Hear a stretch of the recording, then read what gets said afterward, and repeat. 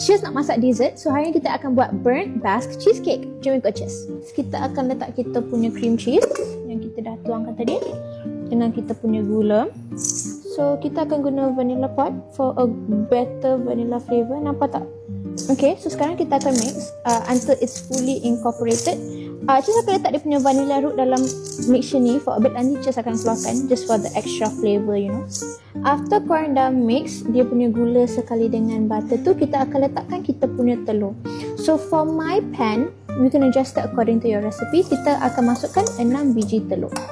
Selepas kita dah sebatikan kita punya ingredients, kita akan letakkan 750 grams ataupun ml kita punya whipping cream. So kita akan whiskkan bagi kita punya bahan-bahan semua sebati. Okay, yang ni adalah 6 tablespoons of flour. Kita akan mix sampai dia sebati. Make sure jangan over mix.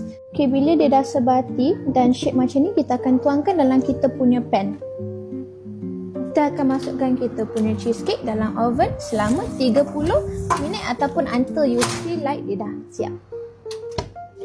Korang, ini adalah kita punya Basque burnt cheesecake. Memang cantik. I can't wait to eat this. Okay, kita akan bagi dia cool for around an hour and a half and then kita boleh rasa. Tapi selamat mencuba Cheers punya recipe cheesecake. Bye bye.